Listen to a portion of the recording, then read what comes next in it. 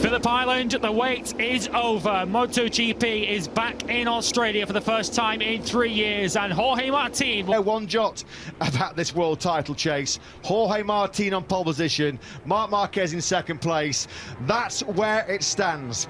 The 26th to take place here at Phillip Island. Few in the past that have gone before have been more important than this one. You could see from pole position by Jorge Martin. Fabio Quartararo was away superbly as well from the middle of that second row. Quartararo straight up the way from 5th into 3rd place. Trucking there, wasn't he, going through the Stoner corner? Really got to be careful there. Espargaro there into the Miller corner, so Bagnaia takes Espargaro, and Quartararo looking to take advantage of Espargaro with a hard move into the Miller corner. Brilliant by Bagnaia, he's 3rd.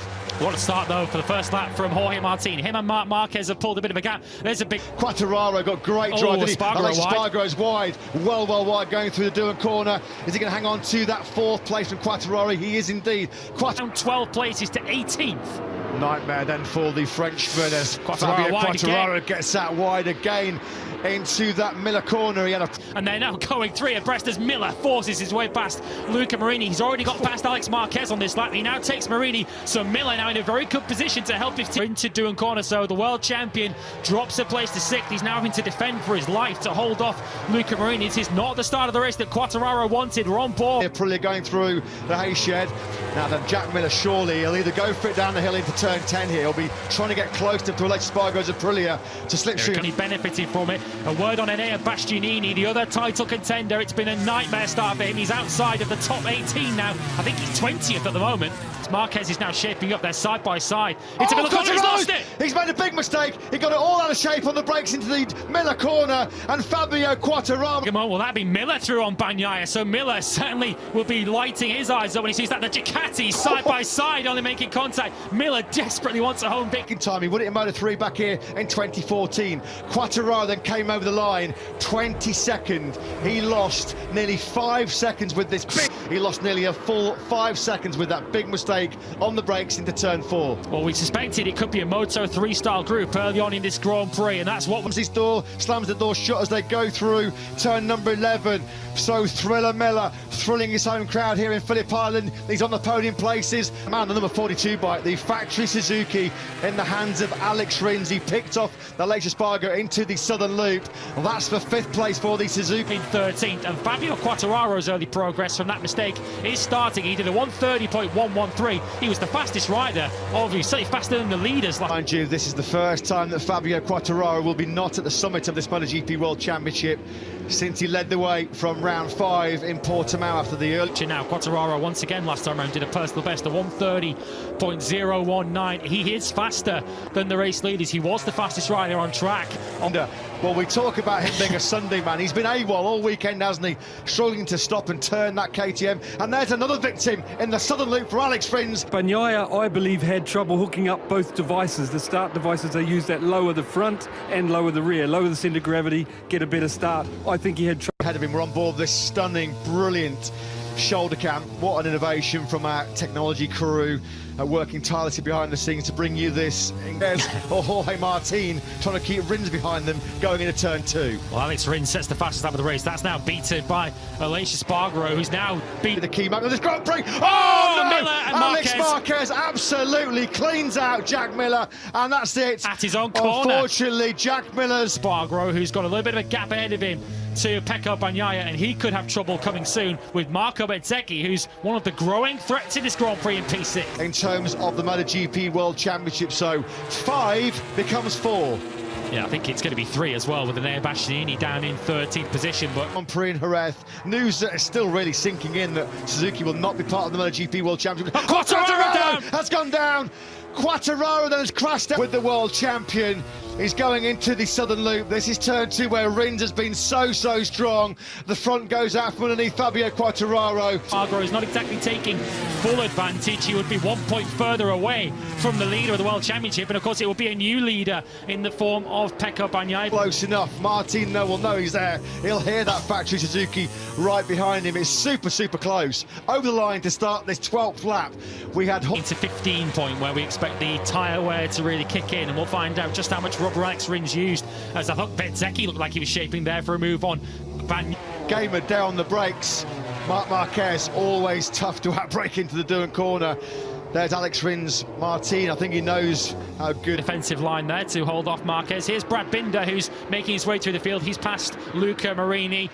And it's good to see that Jack Miller is sitting up. It's his father, Peter Miller, doing his best to console his son. There'll be few words right now that will be able to take away the crushing disappointment for Jack Miller. And so we're past half distance now, or we're coming up to it as we complete lap 13. On to lap 14 now of 27 as Marc Marquez now has a look at Alex Rins. Saki again into Stoner corner. Yeah, looked like Martin had a bit of a moment there on the rear tyre. Just didn't quite get hooked up coming out of the southern loop.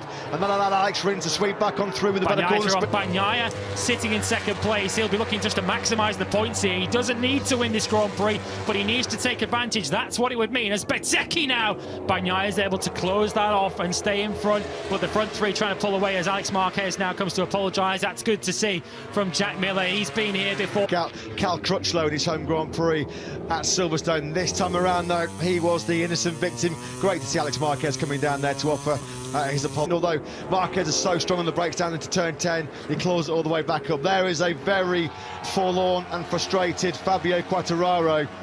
Marquez has brought him onto the tail of Pecco Bagnaia. A fascinating dynamic between these two.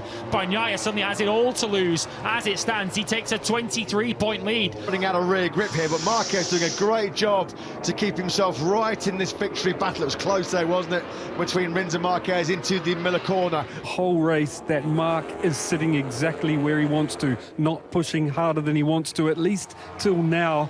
And I think Pecco, if we keep an eye... Ninth at the start of this lap 17, he was 1.9 seconds away from Bagnaia. Do not rule out Battini from coming through into... Rins and Marquez squabble over second place is just what Pecco Bagnaia needs. It's a 0.3 of a second lead at the moment, but no one's disrupting Pecco's rhythm. Rins and It looks like Maverick Vinales is just losing touch with this top group. He's just there coming through the Stoner corner. Vinales down in 11th place. He's doing a one. Marquez, he just about kept it on the right side of the curb there, going through the hay shed. So Jorge Martin back into P3 from pole. Doesn't he, in this MotoGP World Championship? Brilliant stuff there by Jorge Martin. Can Marquez retaliate in the slipstream? We're on board now with the 1.8 seconds covers the leading 10 at the moment in this Grand Prix as Martin and Marquez continue their dice over third place. Martin will surely feel he's getting... Rins wants a first win of the season on the factory Suzuki. Jorge Martin wants his first win as well on that Prima Pro Ducati. Marc Marquez would love nothing more than to take a... They go down the Gardner Straight on this lap number 19, or start of lap 20. Bezzecchi. Oh, that was close. Marco Bezzecchi next to the Suzuki man. You just can't take your eyes, can you, off this intense battle here in Phillip Island. Bagnaia's Ducati snaking left and right on the brakes into the Miller corner. It's difficult to know where to look. There are so many winning contenders here, and I think Marco Bezzecchi is firmly among them. He really is. Pecco Bagnaia did say yesterday in the board at Phillip Island, as Bagnaia just going to ease back on through his knee in the slipstream. And Bezzecchi coming from a long, long way back. This is Moto3. All gone wrong in the series of four corners for Alex Rins, who led over the line at the start of the lap. He's now back in fourth position.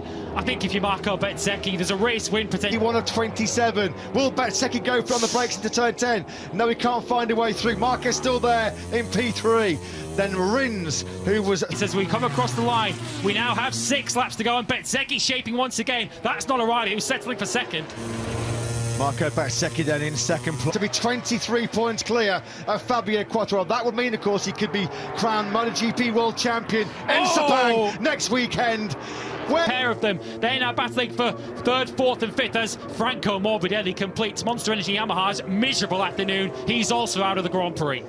Despite that move on Espargaro, would fall out of World Championship contention as it stands. As we look back down the order, Aleix Espargaro's losing another one. Zarco's now past him.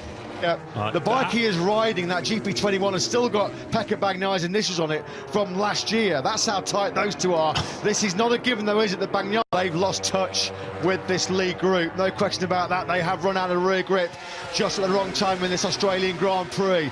We have now completed decisive break because Luca Marini, he's got through into fifth on Jorge Martin on that previous lap. Bezzecchi is mighty through Duan corner. He lost a bit of ground on the... Brilliantly, so fast at this stage of the Grand Prix. Testament to Marquez's smooth riding style. We think he's one of the most aggressive riders in this World Championship, but he's doing an odium. Well, Pecco Bagnaia is crucially just about good enough through that that final corner where he needs to be, although you can see that Ducati was moving around, but you can see he pulls a few bike lengths on Bezzecchi now. Then now through the southern loop is Pecco Bagnaia.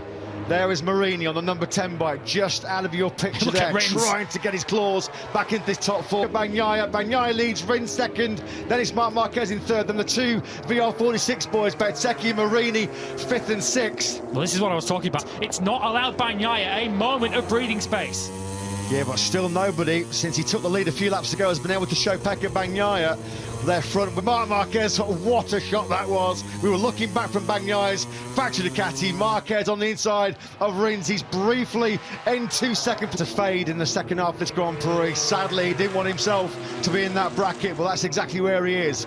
Bagnaia and Rins attack hard. 4.4 kilometres stand between Pecco Bagnaia then and the biggest win of his Grand Prix career. And all the bravery he could muster into Duan corner at the end of... Brilliant this by Alex Rins. He's been absolutely untouchable in that southern loop. He now leads going into the Miller corner. He hogs that inside line.